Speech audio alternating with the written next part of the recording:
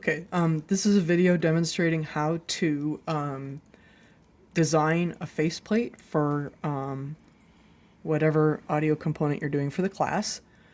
So this is my design of a dual VCA, and as you can see, it's got a whole lot of jacks, a whole lot of pots. This would be a pain in the butt to do in Illustrator, but I'm going to demonstrate to you how to do it really easily.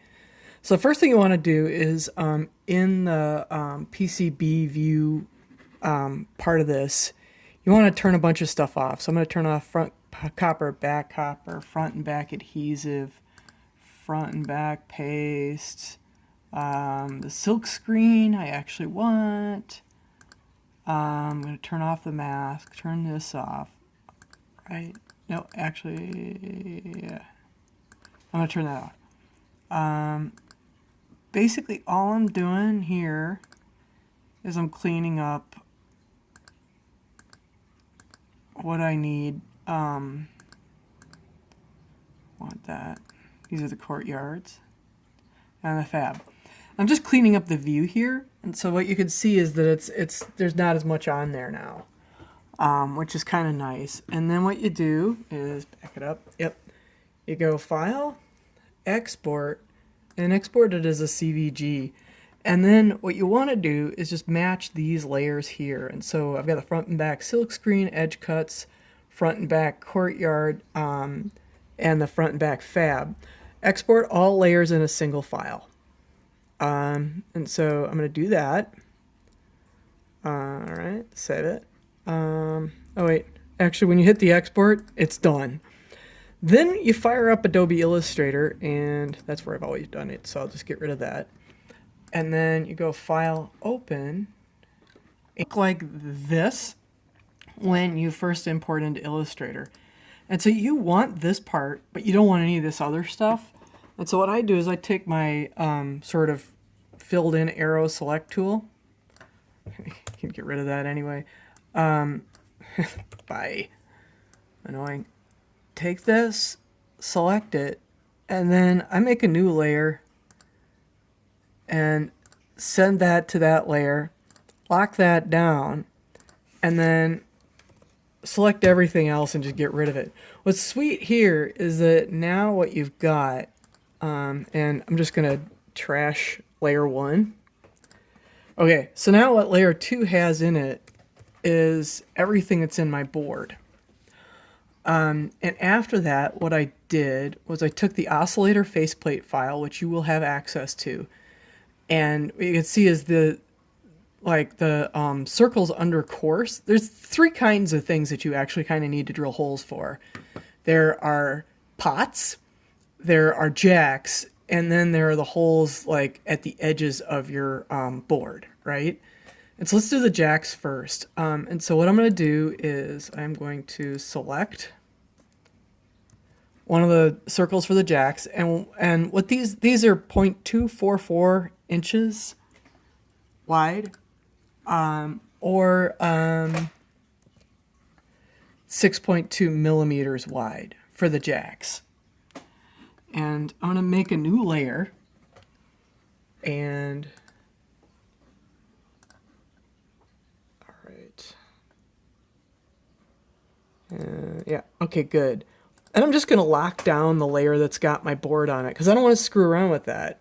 What I want to do is get these, get a hole for the jack over where the jack goes.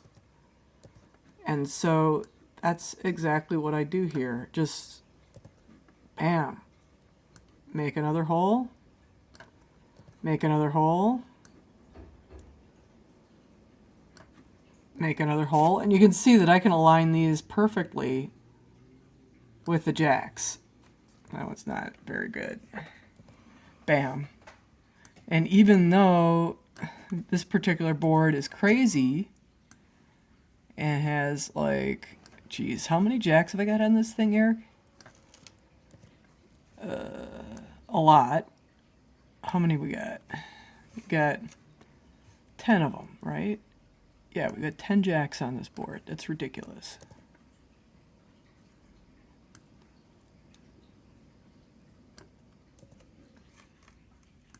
Okay, and there's the last one. And we're done with the jacks. Now I've got to line these up a little better, but you get the idea. And then I can take the rectangle tool, draw, boom. And that's the outer edge. And the other thing to do is SVG files sometimes screw up the dimensions a little bit. And so make sure, like, go back into KiCad, measure the dimensions of the edge cuts of your board, and make sure that that matches the dimensions that are listed up here in Adobe Illustrator. For me, I did that head check, they match. And this height always has to be less than 110 millimeters for the actual board. But for, I was going to measure this before. It should be, what, 128? 129 for the height of the actual 128. Yeah. For the height of the actual thing eventually, and so I'm going to make that bigger.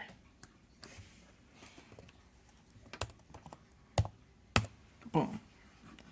And I did not want to mess with the width, so I'm going to do that. Boom. And so my board might look like this. And I'm going to make it kind of skinny because I don't want to use up your whole area, your whole rack. So then I can go back to the oscillator faceplate, and the next one that I grab is going to be for the alpha pot.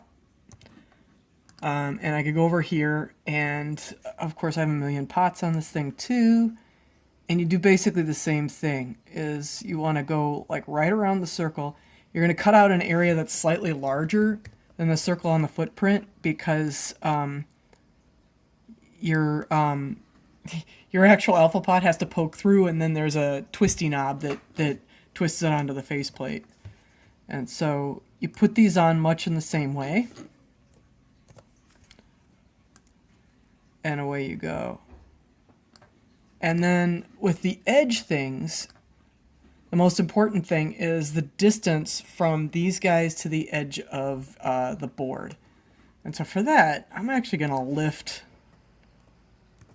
the whole thing, go in, and paste it so that I'm just going to put this over here for now.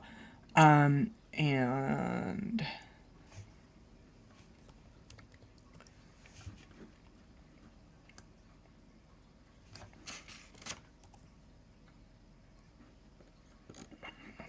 I want to align it really well with the top of this guy. And I mean, if you're going to do it really good, you can use align tools and stuff. Right. Okay, there we go. And now I like to use a ruler for this. Rulers, because then I can drag down a guide, put the guide right in the middle of where those guys are, and then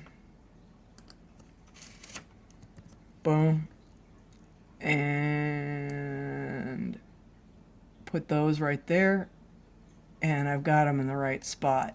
And they don't have to be